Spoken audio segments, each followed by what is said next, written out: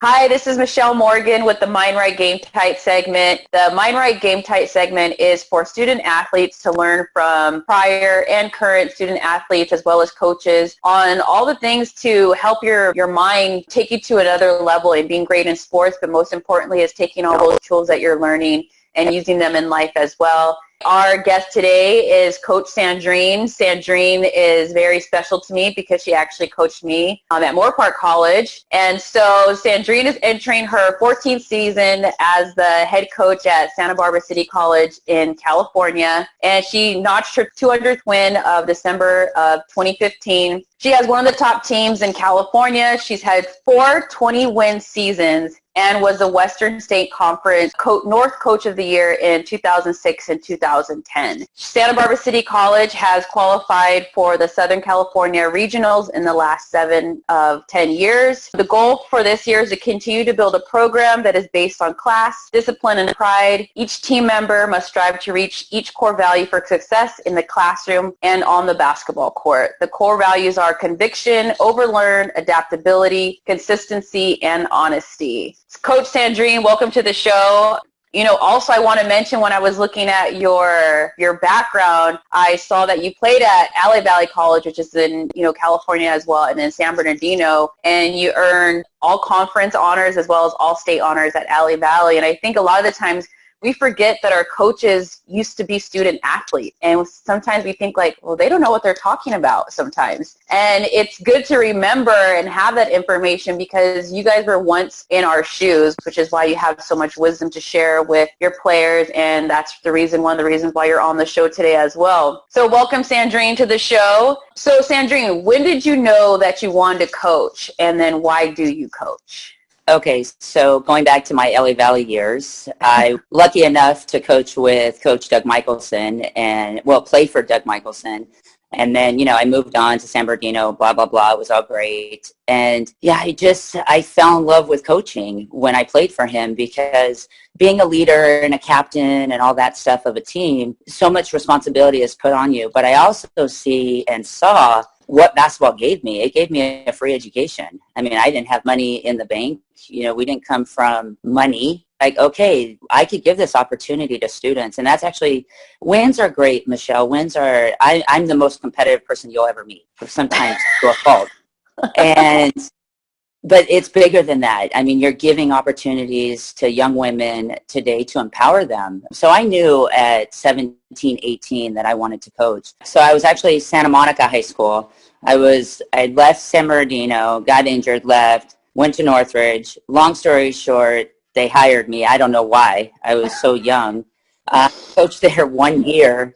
22 years old, running a program. I didn't know what I was doing. And I called Coach Michelson. I said, I need help because I want to go into coaching. How can you help me? He's like, yeah, I'll bring you on. You're not going to get paid. And I'm like, fine. But I didn't realize not getting paid meant doing hours and hours of recruiting, film breakdown. And back then, it wasn't the age of cell phones. To get in touch with kids, it was all face-to-face. So 2 things I learned after Santa Monica High School is I love recruiting. I can recruit. I love it. Now as a head coach for many, many years, my assistants don't recruit because I love it. I love being in the gym. I love seeing talent. But I recruit a different student athlete. I'll recruit that B athlete. I'll recruit the one that nobody wants. And then they become really great because it's just believing in someone, seeing something that maybe another recruiter didn't see. But what I said earlier, it's not really about the wins. It is because we're in competition. But it's getting that kid graduated, getting that kid a scholarship. At City College, in 13 completed years, I've sent on 55 student athletes to 4-year schools with academic and athletic scholarships. That's awesome. And yeah, it's cool. And then they come back and we laugh about how immature they were and how, they now know that MTXE, Mental Toughness Extra Effort is a lifestyle. It's not just some motto. Anyway, that's how I knew. I knew at 17 I wanted to give young kids a chance, the ones that think that they didn't have a chance. And I learned a lot at LA Valley coaching with Coach Michelson because, we got the kids who didn't come from 2-parent households. We got the kids who were a lot of foster kids back in the day. So to give them an opportunity, it was it's been a blessing. It's been a blessing. So in terms of like recruiting, with you saying like, you know, you got like the B athletes or maybe the athletes that were overlooked, and sometimes how do you approach those athletes in recruiting, because, you know, they might not even feel like they're good enough to continue playing. So what is it that you say to them that empowers them to want to come play for you? And then also like you see something in them that obviously they don't even see. So how do you get them to see that and to say, you know what, I want to come to this school and play for you?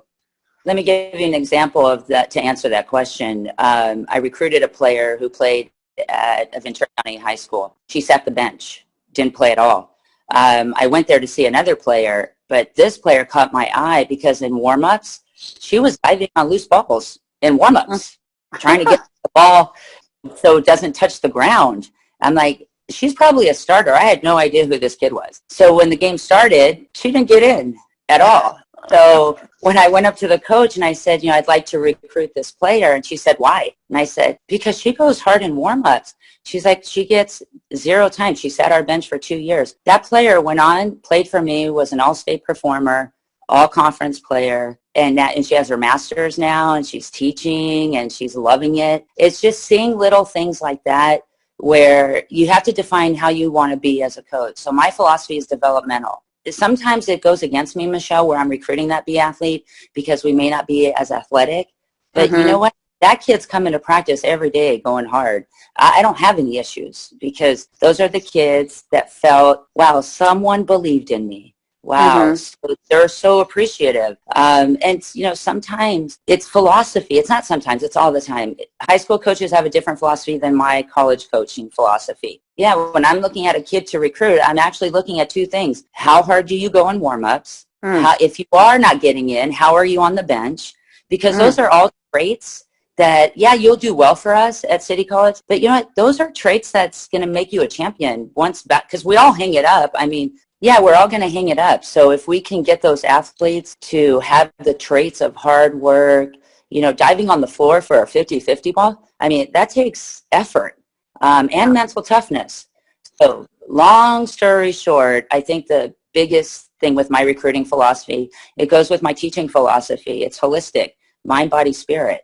You know, we coach that way, we teach that way, we recruit that way. Right. I agree. And I think what you're saying is so perfect because that mindset also creates championship teams. It creates winning teams as well because it takes the person to dive on the ball on the floor for that ball, or, you know, go hard all the time or be supportive, because not everyone's going to play. But on really great teams, everyone still has that whole embodiment of, you know, the mind, body, and soul. We're all in this together, and I'm going to support you even though I may not be playing. And that's really what I see what takes greatness. So it's, even though you can have all the skills in the world, and we've seen talented teams who don't win because it's those extra things that you look for as a coach in recruiting. So, you know, all the student athletes out there, know how important it is to work hard, because you never know when someone's watching, because it's not just on the court. It's in those critical moments when no one's watching is when someone's paying attention as to who you are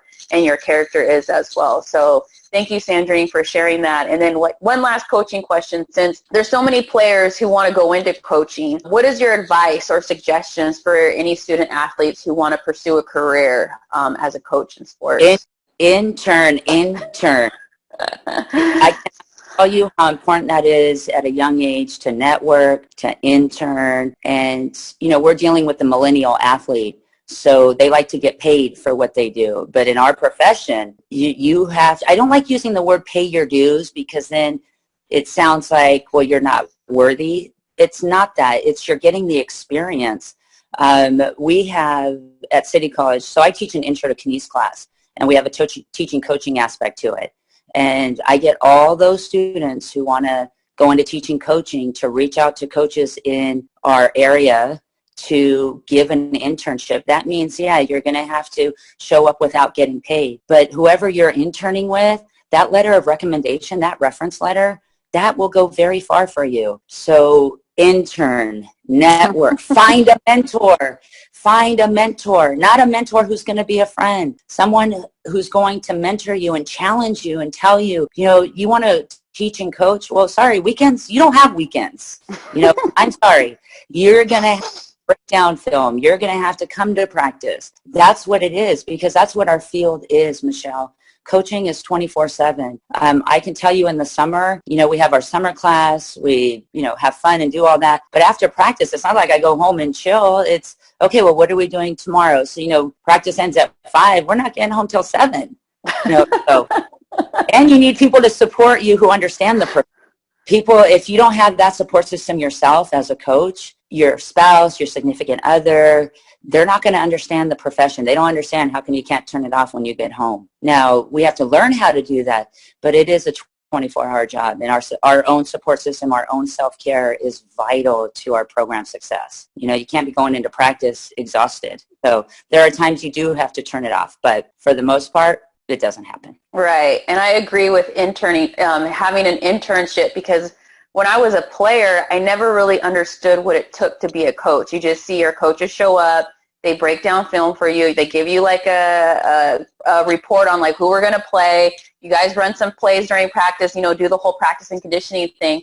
And it wasn't until I became a volunteer assistant after I stopped playing at San Francisco State when I'm like, oh my gosh, it doesn't stop. Like, there's so much work and you're always working. And it's not just on your playbook, it's with your players. Like, if they have questions, if they need something, sometimes they're the ones who come to you. So it's like you are like on the clock, all the time. So it's like you said, that's why you want an internship. So you want to really know what it takes as to what this profession calls for. So like, is this for me or is this not for me, as well. And then you're going to learn a lot of coaches have different coaching philosophies as well. So all those things come into play. Oh, yeah, it's passion, too. You have to have a passion, too. I was lucky enough to know my passion when I was 17, 18. I knew I wanted to teach and coach. And if you don't have that passion in anything in life, there's no point in it. I agree. Yes, networking. Networking is key, because anytime I go to a basketball tournament, you always know coaches. You want to meet them. You want to see what's going on, because you'll see like, oh, no, so-and-so's not coaching with me anymore. They're coaching here, and that's because they were networking. They're in the same conference, and people move and do all these things. So you want to, keep yourself in the know as well.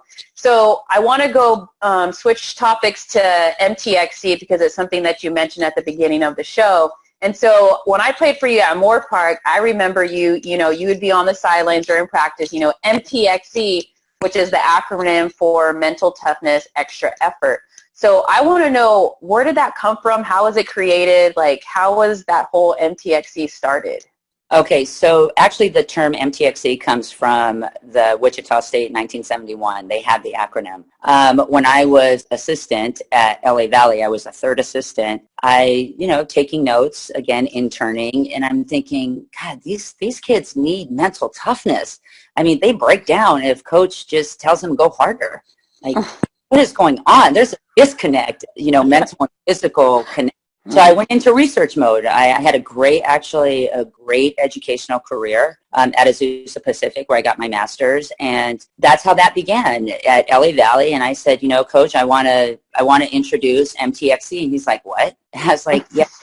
I said, I know the words. The X isn't extra, but the X is slang.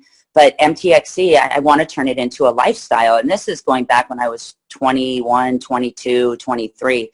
And he said, okay. He goes, but I'm going to tell you, if it doesn't work, we're never using it.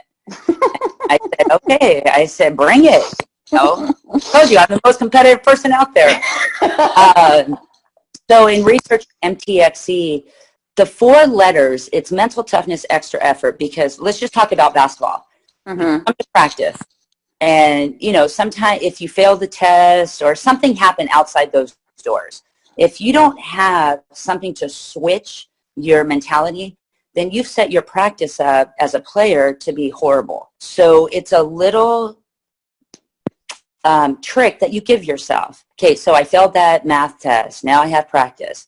So I got to go in. When I walk through these doors, it's MTXE. That's all I have to remember to get through this difficult time, because I failed my math test. Too many players, I call it bringing baggage.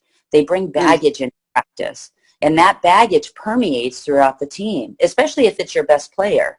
So mental toughness gives you A trick. Okay, so the trick is, again, it's just a little reminder that there's nothing I can do about that math test. So now behavior shapes behavior. I have to go into practice and be around the team. And so they just tell themselves, MTXE, I'm going to MTXE this. This is what we say, I'm going to MTXE this. And when they first come in, they don't really understand as we're teaching them. And I'm telling them MTXE is correlated to consistency. So when you have mental toughness, extra effort, you are consistent in your behaviors. You're consistent in your academic behaviors, your athletic behaviors, your personal behaviors. Some of them have jobs in your professional behaviors. And that's the key. That's why it becomes a lifestyle. So mental toughness, it could be anything for someone. It could be, you got fired. Okay, so you got to wake up the next day and tell yourself, I have to MTXE this. So what do? Okay, I can file for unemployment. Boom, done. If you don't have MTXE, you wallow. You have this self-pity. I'm not good enough. I'm not worthy enough. I don't know my self-worth. So MTXE is 4 little words to get you right back to being your greatest self. And how we teach it is I have a whole PowerPoint that I teach them that you're going to go through all these things. The beauty of you being an athlete is basketball teaches you how to persevere. And that's what MTXE is. It also, as I said, it really is the definition. Mental toughness, extra effort is consistency. So when you're consistent in adversity or challenges, it helps you get to the other side. Millennial athletes especially, they don't know how to let things go. I can give you an example. I could tell a player, you're not starting. Well, why am I not starting? Well, we have an evaluation system. I keep everything objective so they can never say, oh, my coach plays favorites. Well, in practice, so-and-so had 5 dives on loose balls as a guard. You had 0. So you're not being productive. So as I tell them that, they're consistent. You're not consistent. And then I said, why aren't you applying MTXE? Because MTXE is consistency. So when we have those talks, they start correlating it. But that's why I film everything, Michelle, because players come in not college level ready. They're not ready to be prepared. They're not in their classes, and they're not ready to the vigorous and the rigorous work of being a student athlete. The rules are different. So mental toughness teaches them, and there's science behind it, mentally and physically connecting. If you look at all the meditation out there, you look at Deepak Chopra, you look at all the big gurus, right? It's all about having a mantra. So for us, our mantra is MTXE. I mean, I have a license plate that says MTXE. It's painted on my wall. It's tattooed on my foot. I mean, because it's a lifestyle, because we all go through difficult times. I'm going to share with you 4 years ago now, I actually was investigated for a player erroneous. Of course, I was exonerated. Complained that I verbally abused her. So if I didn't have MTXE, Michelle, the stress of having that player on my team, I couldn't remove her for other reasons. I would not have shown up to work. During that whole 10-month investigation, I did not miss 1 day of work. And that's because of MTXE, because I'm going to be consistent in my behavior in the most difficult times. But with that, through that, and I asked for the investigation because I know what I do, and I know how many players that I've empowered. I know how many players that I've given an opportunity to. So this one player isn't going to derail what we do. Now, yeah, it's stressful. And yeah, it was, I mean, I lost 30 pounds. I wasn't eating, but MTXE got me through it. I mean, imagine, Michelle, you're having a terrible day at work, terrible week, but you show up. That's MTXE. That's what we call it, MTXE living. MTXE living. I think one of the hardest things is, well, what makes you mentally tough? How do you get it? You know, how do I say to this player, you have MTXE? How do I know? Because the behaviors are consistent. And that's how you correlate. But you have to teach yourself, because we wake up in a society that wants to beat you down, especially as women. There's a phenomenon going on, and I haven't done the research. This is just in my observation, Michelle. There's too much female on female discrimination, too much. A female player and a female coach, that female player doesn't give that female coach a chance until that female coach proves themselves. I've seen it when I've had male assistant coaches. I could say the same thing to a female player, but if my male assistant coach says it, there's no talk back. So I started recognizing this, and I said, we need to change this. So when I retire in 15 years, I'm almost going to be 50. So I'll always coach. I will always coach. I'll be an assistant. I'll be an intern. You'll be an intern. Yes. We have to stop that. We have to empower females. And one way I do it is by teaching MTXE. And it's a process. You learn it. It's a learned skill, because millennial athletes fall for everything. They fall for fad diets. They fall for unrealistic expectations because of social media. So MTXE is teaching them that not all behaviors are the same. So how do you want your behaviors to empower you to open up opportunities? And again, that goes with I'm a humanist. My philosophy is based on humanism. Everyone deserves a second chance, everyone. And it's just, but how do we do that? How do we give them that second chance?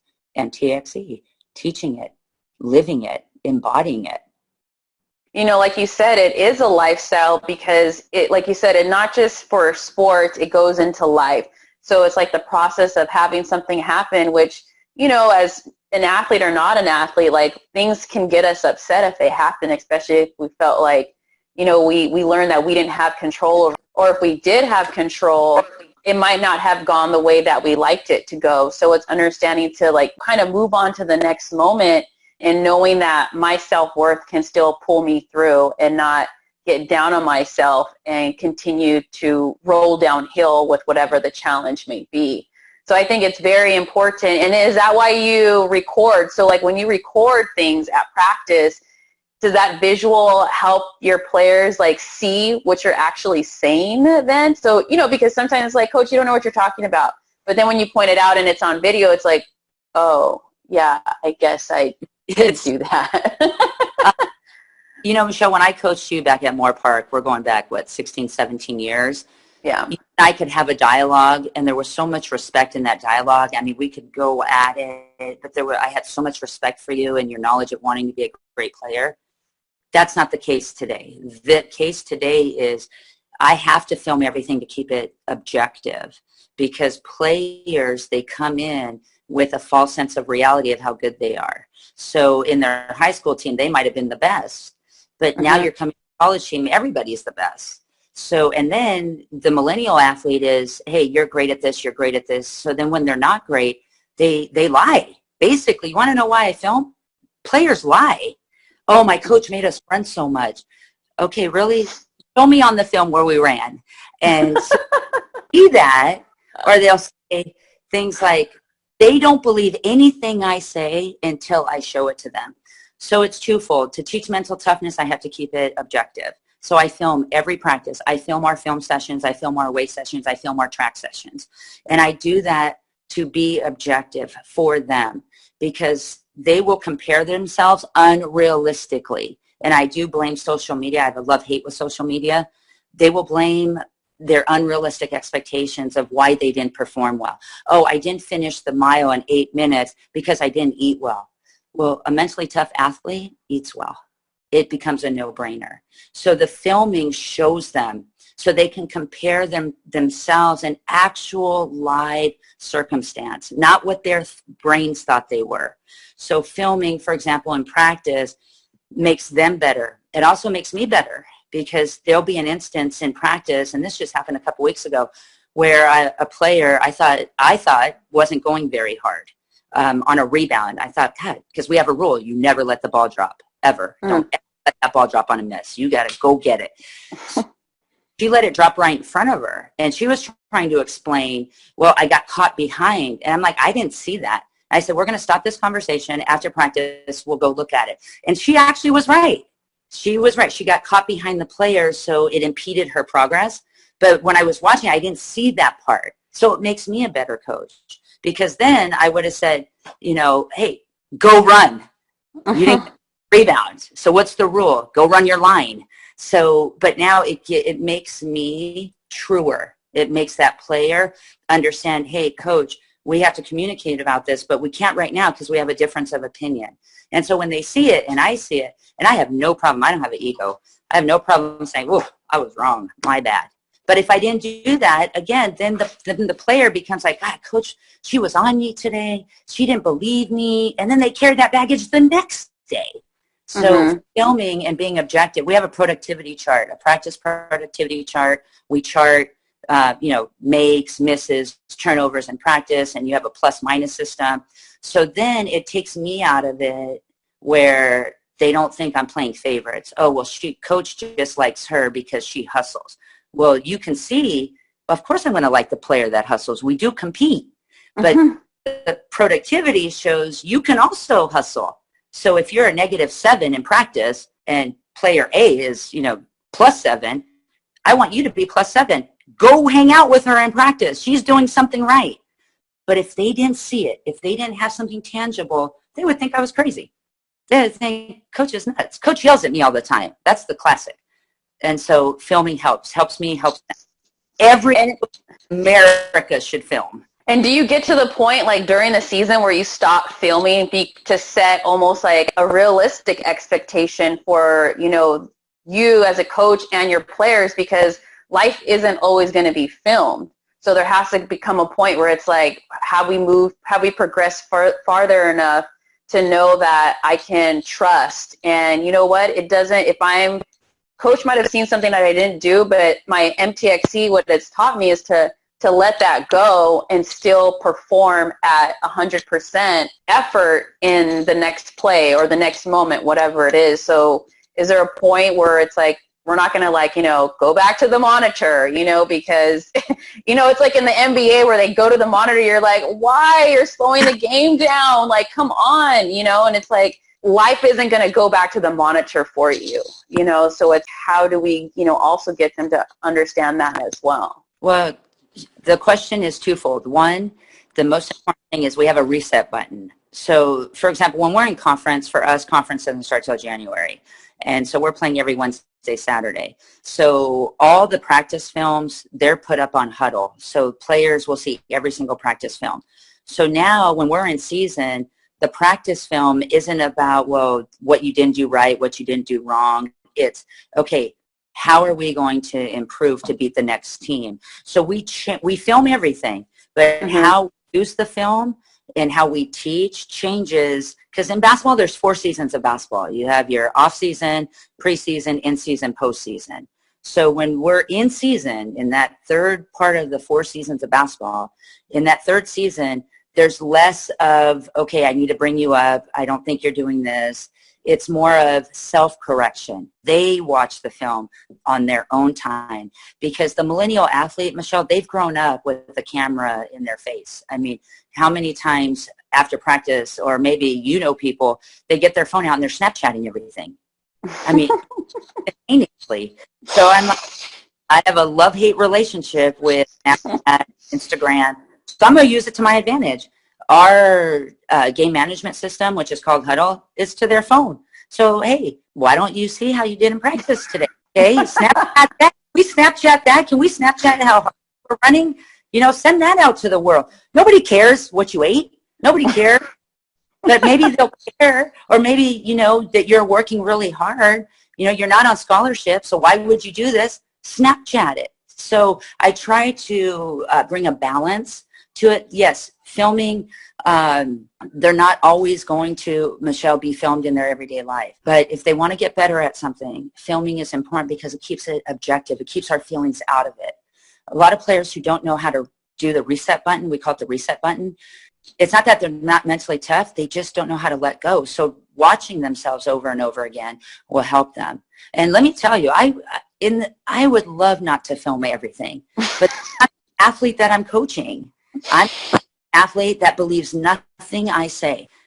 First day of summer, one of my players, a freshman, says, "Are you always this happy?" I'm like, well, I love what I do. I mean, do you want me to come in angry? I don't know how to answer that. That's what we're dealing with. Like, happiness is weird. Passion is weird.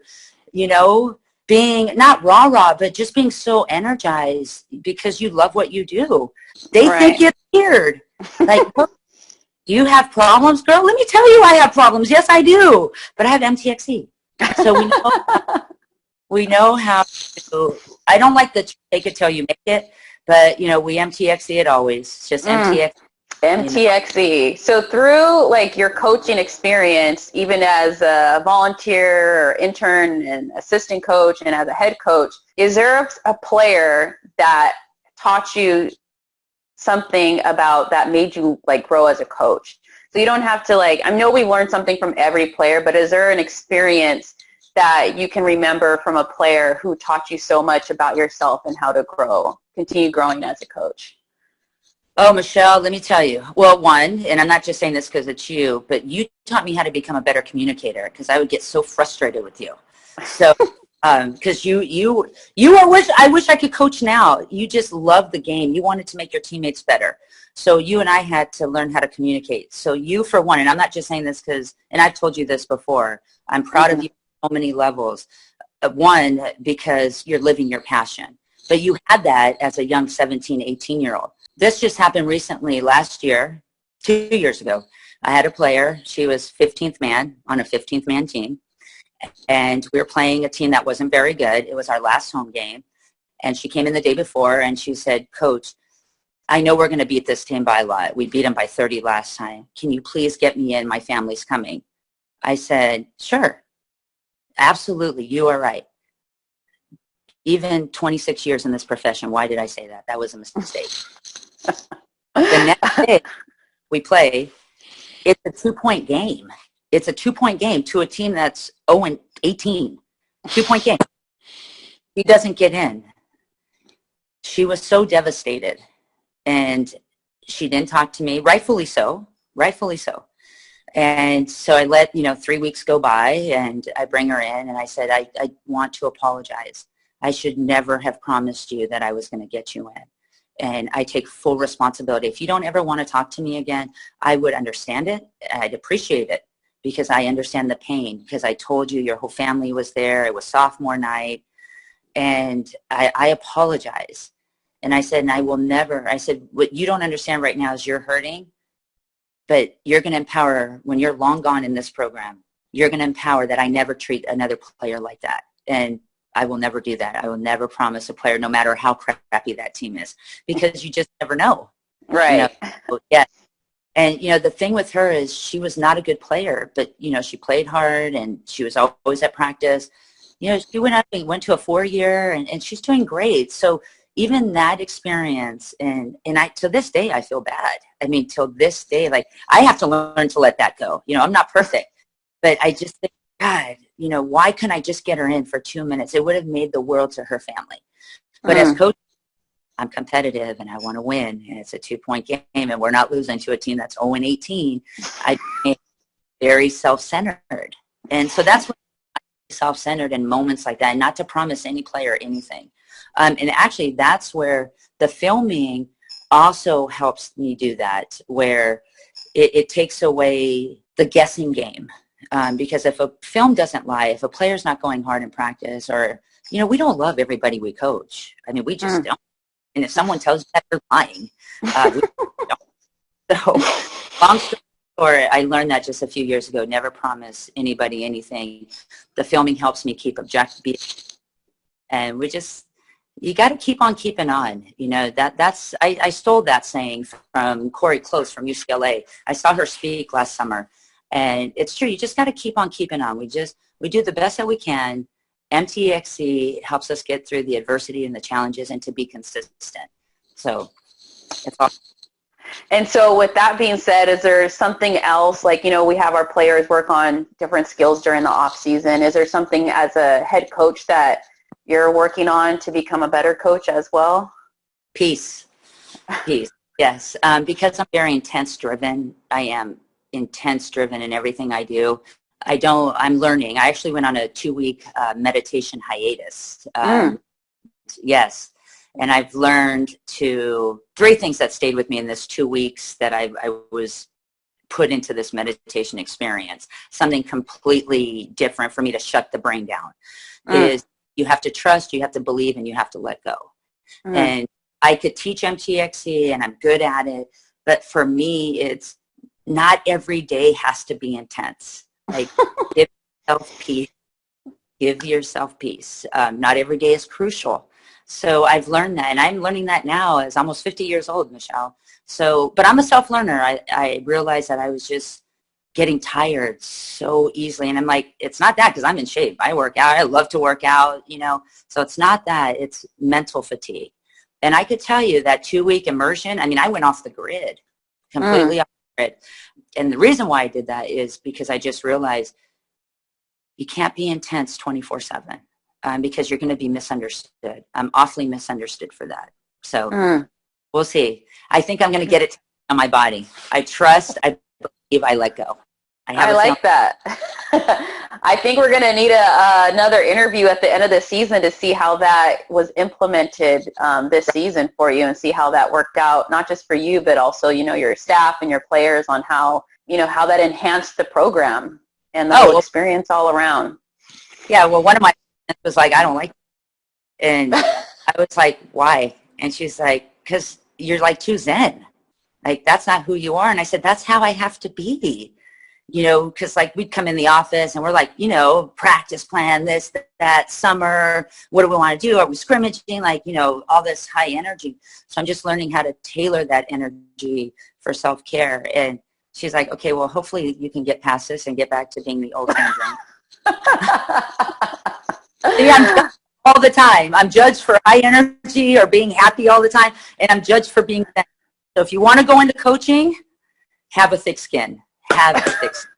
Yeah, another piece of advice for coaching as well. But I think it makes sense, because you have to have some sort of a balance, because your mind is being used the entire time that, you know, you're in during the season, and of course even out of the season when you're recruiting and things like that. So it's important that you have to have balance, and then what about your personal life? You have to have energy and the mental capacity to give to your family as well. So it's not just basketball. You have others that you have to give to as well. And I think that's important for not just for you, but for everyone around you to understand, because everybody has to give that, you know, or if they choose to give that energy to others, and that feels good as well. So I like that. Yeah. I believe, I trust, I let go. Or, you know, I'm raising a teenage daughter, and my son's going to turn 20 here. And they're always telling me, Mom, stop saying MTXE, because I always tell them they're going through something different, MTXE it. And so now they're telling me, you got to MTXE this peacefulness. And I'm like, don't clean your room. So it's fun. It's fun. I've been lucky. I have a good support system. I've been very blessed in that area. Or else I wouldn't be coaching if I didn't. So. Yeah. So in terms of, like, you mentioned that one player that you mentioned who she was like the 15th man on a 15-man roster. What is your advice to student athletes who have that thought of like, I'm not playing enough? So maybe they're the 7th or the 8th man. You know, what's your advice to players? Because there's players everywhere, all over the world. It's happening every day who are like, I should be playing more. I need more playing time. So what's your advice to student athletes coming from a coach as to, you know, what to do when those thoughts come to your mind? Well, people may not like this, but that player needs to know that coach's philosophy, because if you're 8th man, 9th man, and their philosophy is only to rotate in 6 players, I'm sorry, it doesn't matter what you do, you're not getting in, because you don't fit that philosophy, so you're going to have to bide your time. That doesn't mean you can't get better. It just means you won't play in games. And for that moment in time, you're on the bench. So accept that role, but get better. Don't let it derail you. But I tell all athletes that I mentor and coach and teach, get to know their philosophy, their teaching philosophy, their coaching philosophy. Because, again, like for us, that 15th man, she was a redshirt the year before. She made the team as 15th. That was her role. And she understood her role. The only reason why I went bad is because I made the mistake of saying, yeah, you're going to get in. Which, see, anytime as a coach, you go against your coaching philosophy, it kills you. It comes back to bite you. So I would tell any athlete, what is it in your coach's philosophy that you're not getting playing time? Because it all comes down to philosophy. Every coach in America has one, a coaching philosophy, offensive philosophy, defensive philosophy. So what is it? But if you know that there's a team of 12 and you're 9, 10, you're not going to get in. But go talk to them. Go communicate with them. Don't tell everybody else what you're feeling instead of the person who needs to hear it. Because sometimes coaches don't know what they don't know. So give them the opportunity to explain their coaching philosophy to you. But keep working. Just because you're not getting playing time doesn't mean you're not good. It just means someone's better than you right now. Right now. Goes along with this whole thing right now with grit and perseverance and mindfulness, is being mindful of your surroundings. Be consistent. Be mentally tough. Don't give up just because you don't fit that style. So find out how you can fit it. What do you have to do? But a lot of players today, they'd rather tweet it out, "I hate my coach," or snap it, "Practice sucked," instead of going to the person and saying, I'm hurting. That's what I'm hurting. So help me understand why I'm not getting in a game. But that means they have to be vulnerable. Athletes today don't want to be vulnerable. I mean, it's easy for us as players. I mean, we've all been there where it's like, you want to vent to your teammates, like, "Oh, I should be playing," or, "Oh, I'm not happy with this." But, as Sandrine mentioned, you want to go straight to the horse's mouth. Like, you want to know, why am I not playing? What is the coach's philosophy on, how they run their team, and things like that, so that you learn where you stand, how you can get better, what do you need to improve on, because you want to see it through the coach's eyes, because guess what? The coaches are the ones who put the subs in and put the players on the court. Your teammates don't choose, "Hey, you're going in for so-and-so." It's the coaches who are making those decisions. So you want to have, this is where we come again with like networking and building relationships, because you want to build those relationships and communicate with your coaches so that you both are on the same page, so that you know why something's happening and you're not guessing and driving yourself crazy. Because as human beings, like Sandrine, you mentioned, like sometimes the coaches, they don't know. They just see like, "Oh, why is so-and-so just kind of mumbling over there?" And I don't even know why they're upset. I might think as a coach, why you're not playing. Right. And so exactly. and then really you don't know why you're not playing. So it's good to have an open conversation with your coach to get the answers that you need on how you can improve, and how you're going to move forward mentally, because this is not just something that's going to happen in sports. It's just going to be something that also you might see in life. And how are you going to handle that situation when it's presented to you, when it happens outside of the basketball court? And you want to be prepared to know how to handle that and move forward and be great and improve yourself in whatever area it is. So I agree, like, have that open communication with your coaches. They're the ones who have the answers. Yeah. And let me just go a little bit more on that too. Michelle, players either love me or hate me. And I've realized the ones that hate me, and I use that word very strongly, it's because we're trying to help them become accountable. And those are the ones that don't want to hear it. They're not ready. And I always tell them, "You're not ready. You're not ready to hear the message. But when you are ready, you're going to come around and you're going to be very successful academically, athletically, personally, professionally." So be open. As you want your coach to be open, athletes have to be open. And that's where we're seeing a disconnect in the last 5 years also. Players want their coaches to be all these things, but then they're not. So let's turn it back on the athlete. If you want your coach to be open, you be open. You want your coach to work hard for you, you work hard.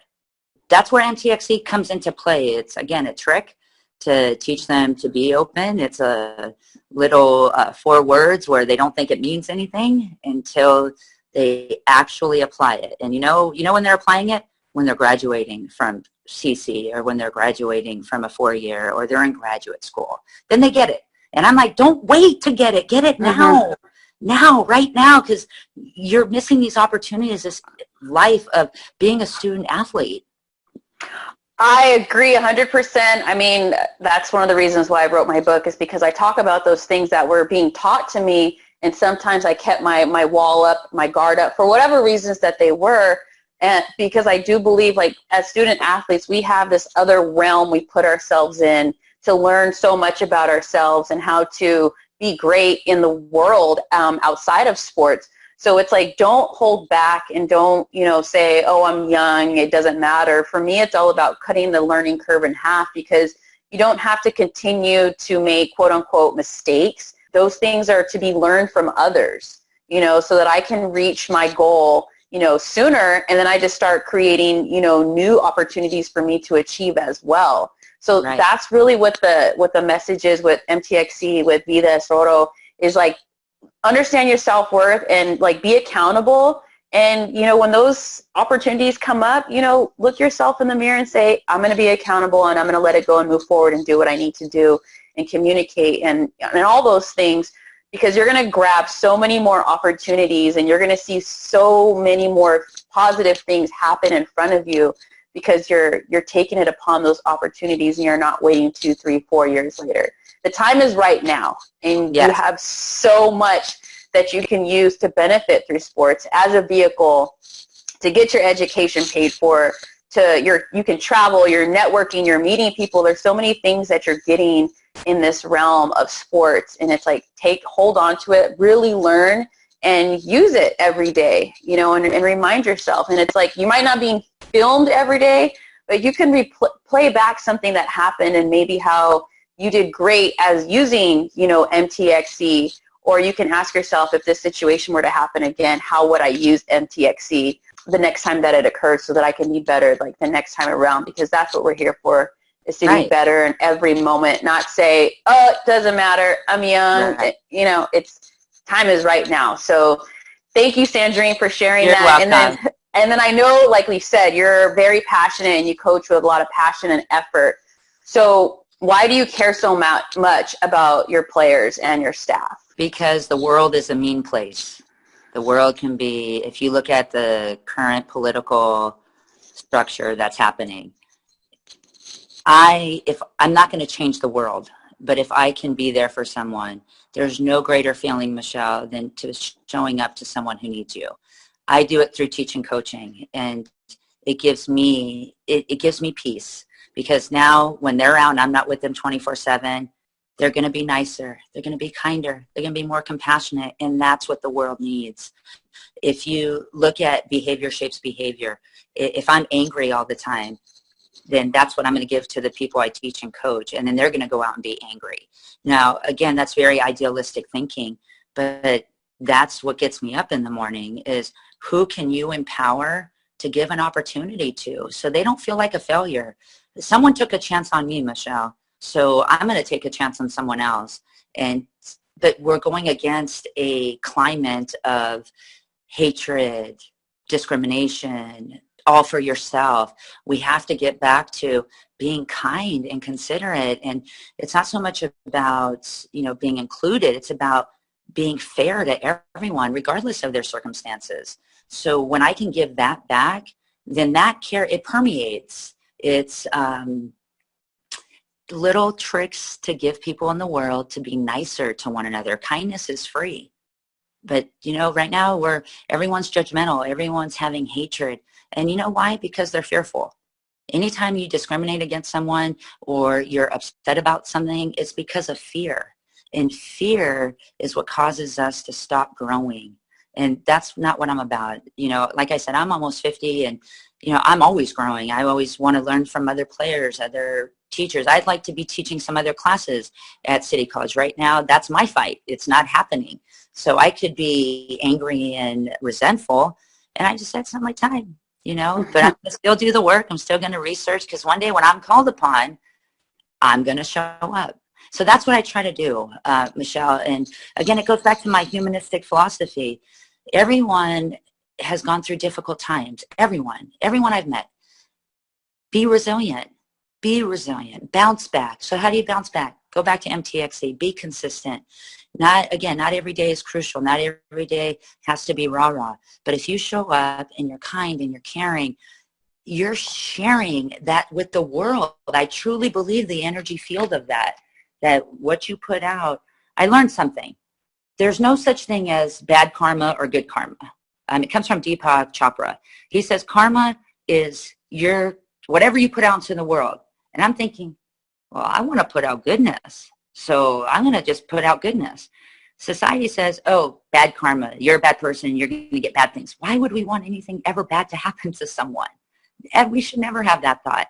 So that's how I teach. That's how I coach. That's how I parent, is whatever you put out into the world is what you get back. It's also spiritual. If you believe in Christianity, Jesus says you reap what you sow. Deepak says karma is whatever you put out in the universe, you get back. So let's put out in the universe the goodness, the kindness, the compassion for people, regardless of religion, regardless of ideology. Be nice, be kind. I get to do it by teaching them to throw a basketball in a hoop. I love it. Another reason why, sports is important and it's so awesome because you get, like you said, you get to be around other people, learn other points of view and philosophies, but also embrace people who are challenging you to be better. Even when you play against really great teams, or you have another person in practice who is on your team who is great as well. Those are those moments where you compete to make yourself better, and that's what competition is like, I'm really here to make myself better, and I just rise to that level because you're showing yourself what you're capable of doing. And that's why people love rival games or things like that, because it's like, I get to put, all my growth to the test. That's really what it's about, to see how far I've come as an individual, as a team, as a coach. And understand, like, also when we're being challenged, I know it's usually that's when fear comes in. We want to go back into like what we know or be defensive or shut down, but it's accepting that challenge and know that people are there to challenge us for the good, and know who those people are as well. I mean, I know, like, for me growing up, I had coaches who were very, very intense, like, you being one of them. And so I never, couldn't take it personally because I knew it was that motivated me to get better. And that's really what it's about is, we want to see everybody reach their full potential. Staying the same in your comfort zone, you're not growing, and you're here to grow and be better. And you might have been told that you're not good enough or whatever it is, but if you have someone pushing you to show you that you are, then, accept that and hear those words and believe it in yourself, because you have to believe it, more than someone else does. That's what creates growth and all that you do. So, yeah, I think that's great. That's right. You should come coach with me. You need to come coach with me. Hey, my first year, I lived in Mission Hills, and I commuted to SBCC my first year 13 years ago. Oh, my gosh. That is a drive, Sandrine. It was. But if you ever get the coaching bug, and I give my athletes your book. They have to order it. Michelle, the book is exactly what you were just saying: to be better, to listen, to get away from fear, because fear stifles us. So your book, Guy, if you can I would love for that book to be required reading for every high school athlete in Ventura County and the San Fernando Valley, because the world. Yeah. Okay, so let's keep getting that book out there. Again, quoting Deepak, your little book, you wrote it, self-published it, can change the world. It can, but we have to get it out there to be abundant. So it can happen. It's going to happen. Yep, it will happen. It's already happening. Yep, yeah, that's what it is. It's already happening. It's already in motion. That's what's going on. So speaking of books, are there any website, books, articles that you recommend for student athletes or coaches to read to help with the development of their mindset? Yeah, actually, the book, it's called Grit. Read Grit. Every athlete should read Grit. And the other book that I think everyone should read, or go for coaches should go on to the website. It's called the Coaching Toolbox. And I love that website specifically because it gives you the X's and O's and all this stuff, how to run a good practice, offenses, defenses, but then there's a mental toughness aspect of it on how do you apply these in your drills. So that's a good website, the Coaching Toolbox. Also for coaches, it's called the Untethered Soul. If you're looking, if you're in that spiritual intense moment, and you're just looking for some peace, that's a great book to read. There's also another book called, I can't think of it right now. Oh my God, it'll come back to me. But those are, the website is great, the Coaching Toolbox, the Untethered Soul. And Grit. Because the reason why I liked Grit so much is because it goes along with MTXE. I mean, I could have written that book called MTXE because it's about consistency. So, and coaches need to read more and learn from other coaches. You know, I brought in a coach in the summer who said, look, we need to change your offense. Your offense is terrible for what's coming in. I'm like, oh, what do you mean it's terrible? I love this offense. He's like, it's not going to work for the people that you brought in. So, and he was right. I adopted his offense, and now he's coming back in a week. And for the first 2 weeks, he's going to be working with my team to get it all together. Michelle, it's going to be a whole different deal. And it's just learning. So again, invite people into your practice. Invite people who are going to challenge you. Invite your mentors who are saying, you know, you're not so good at this. And be okay with them saying that, because that's what you tell your players. You're not okay. You're not good at this right now. So bring mentors into your practice. Do lots of reading. I just gave you a few books. I have so many. I've read so many books. I could send you a list. The Pat Summitt book. She was my cultural role model. I didn't know her personally, but I was a caregiver to my aunt for 15 years who has Alzheimer's. She was diagnosed when she was 71, and now she's 87. And we just put her in a residential home facility. The difference is my aunt, we decided not to put, long story short, her on any medication. And it was because of Pat Summitt. And again, she was my cultural role model. I wrote papers on her in grad school. Is medicine the best thing when you have dementia, early onset, or Alzheimer's? And I was following Pat Summitt's, all the stuff that she went through and all the medications. And my heart broke the day she died. I could not tell you. I have saved her funeral. It's just, she was a big icon. So read her books. They are so personal. They're so intense. And they make you think that, you know, you are doing good as a coach. Whether you have a losing record, if you care about people, people are going to care about what you do. And she taught me that. And I don't know her, but I would have loved to have met her. I just heard her speak many times. So anyway, yeah. Who's that person that you don't know that has written books? Right now, for me, it's Deepak Chopra. You know, I've downloaded his meditations. I'm in silence. It's weird. But it's to be in your total being. But I would not have known that if I didn't go out and reach out. There's so much information out there. We don't know everything. So that would be self-educated. Agree, and that's what's important for, I think, even as student athletes. I know we have our schoolwork and we have practice and maybe we work and we have outside responsibilities, but also, you know, reading is so valuable because there's so much more information to help grow your mind, not just in sports, but in life in general, because it all coincides on taking yourself to the next level, taking yourself to reach your full potential that you have here. You're here for a reason, and you're here to give so much to the world and yourself. So it's about we just need those reminders. Like, I can say I know I'm great, but sometimes there's days where I don't feel like that, and I listen to a YouTube video, or I just pick up a book and I read, and I constantly read. I'm always reading a different book because I want to continue to learn and stimulate my mind, and that's what is so important. So find someone that, it could be your favorite athlete, your coach, a career that you're interested in, and go pick up that book and learn more about it. Learn more about what those people went through. So like I said, you're cutting the learning curve in half, because that's why people write books. People write books to give you information so that, you know, you can learn and grow from as well. And it permeates through the world. Absolutely right. That is absolutely right.